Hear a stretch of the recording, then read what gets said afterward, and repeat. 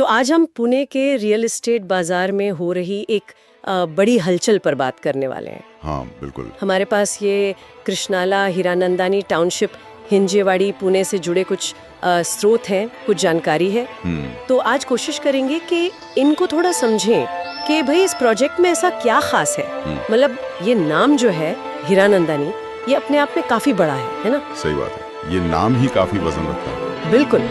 जैसे ही ये नाम सुनते हैं मुझे तो लगता है कि मुंबई के पास वो पोवई का हीरानंदानी गार्डन्स या ठाणे का हीरानंदानी एस्टेट, वो तस्वीरें एकदम सामने आ जाती हैं। हाँ, वो क्लासिक उदाहरण है। वही कि कैसे मतलब खाली जमीन को एक पूरी वर्ल्ड क्लास टाउनशिप में बदल दिया।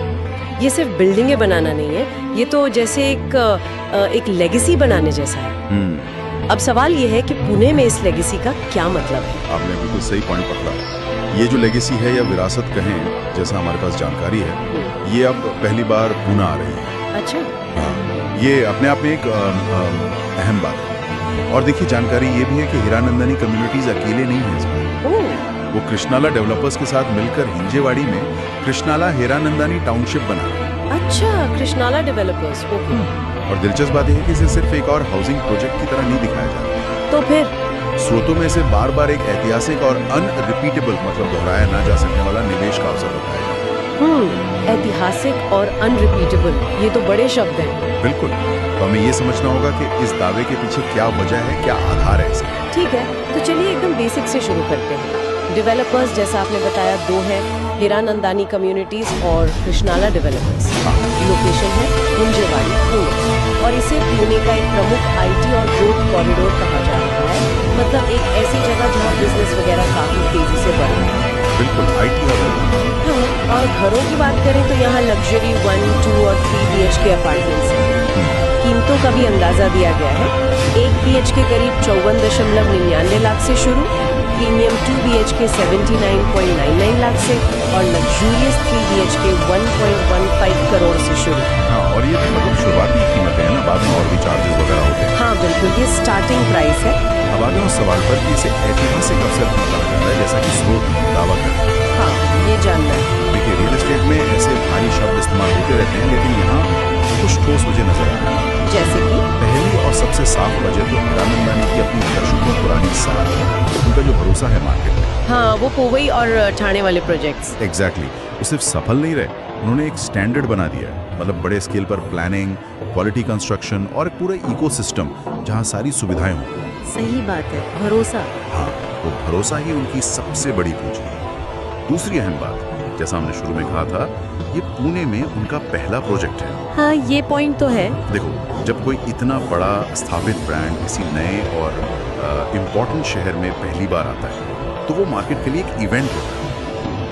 पुणे खुद एक बड़ा और तेजी से बढ़ता रियल एस्टेट बाजार है, और लोकेशन उन्होंने चुनी है हिंजेवाड़ी, जो ऑलरेडी आईटी हब है। हाँ, और जिसे ग्रोथ का सेंटर माना जाता है।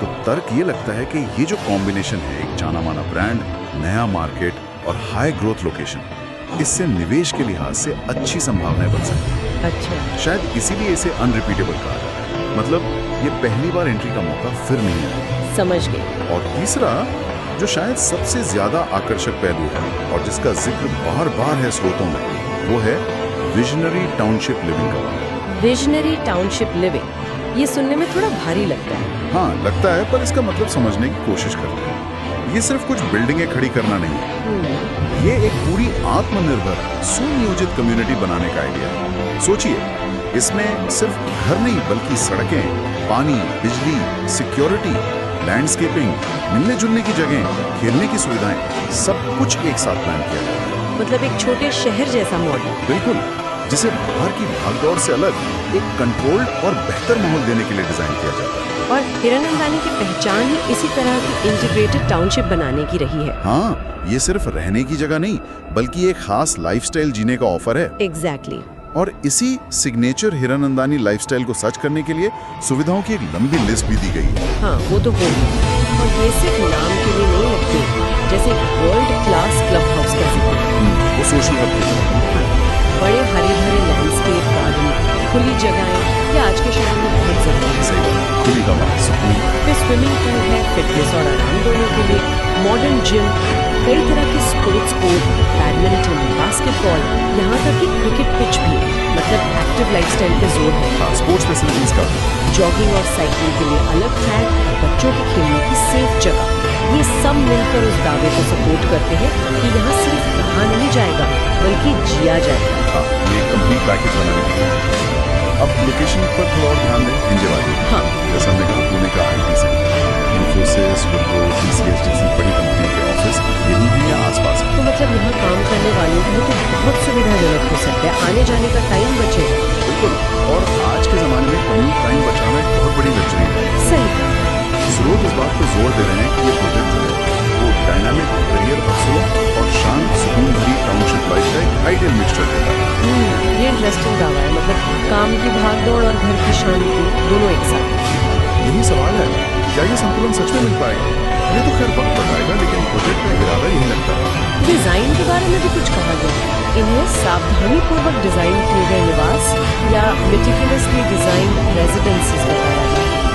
और ये हीरानंदानी की बेहतर प्लानिंग और डिजाइन की पहचान रखते हैं। इसका क्या मतलब है? मतलब शायद ये कि अपार्टमेंट्स के अंदर स्पेस का अच्छा यूज होगा। हाँ, कमरे हवादार, रोशनी वाले, लेआउट प्रैक्टिकल हो।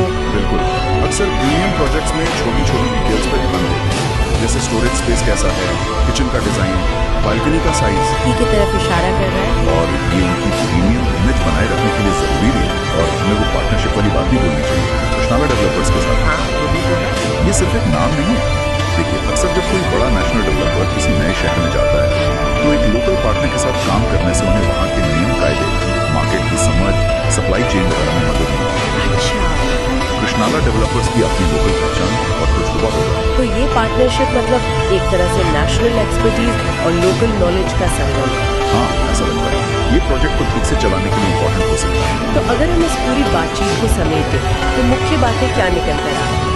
पहली, हीरानंदानी जैसा बड़ा नाम पहली बार पुणे में आ रहा है। हाँ, दूसरी, ये सिर्फ कुछ टावर नहीं बल्कि एक पूरी बड़े पैमाने पर प्लान की गई टाउनशिप बनाने का आइडिया है, एक सेल्फ सफिशिएंट इकोसिस्टम।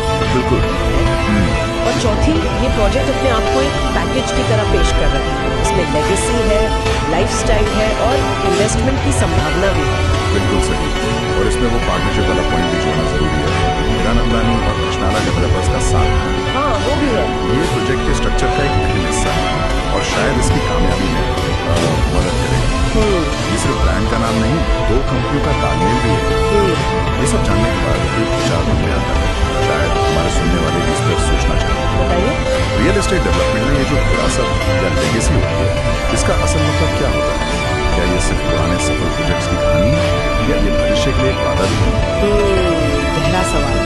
और दूसरा सवाल क्या एक पूरी तरह से प्लान की हुई आत्मनिर्भर टाउनशिप जैसे हीरानंदानी बनाते हैं वो शहर के अपने आप धीरे धीरे होने वाले विकास से मतलब ऑर्गेनिक ग्रोथ से बेहतर है या बस एक अलग तरीका है? हाँ, ये भी सोचने वाली बात है। देखो, इन टाउनशिप्स के अपने फायदे हैं, ऑर्गेनाइज्ड इंफ्रास्ट्रक्चर, सिक्योरिटी, सुविधाएं। लेकिन क्या ये शहर के बाकी हिस्सों से थोड़े कट जाते हैं या ये सोशल मिक्सिंग को कम करते हैं? इन बड़े सवालों पर सोचने से हमें कृष्णाला हीरानंदानी टाउनशिप जैसे बड़े प्रोजेक्ट्स को सिर्फ ईंट पत्थर के ढांचों के तौर पर नहीं, बल्कि हमारे शहरों पर, हमारे समाज पर उनके असर के नजरिए से देखने में मदद मिल सकती है। सही बात है। ये प्रोजेक्ट एक बड़े विजन का दावा तो करता है, अब ये विजन जमीन पर कितना और कैसे उतरता है, ये देखना वाकई दिलचस्प होगा।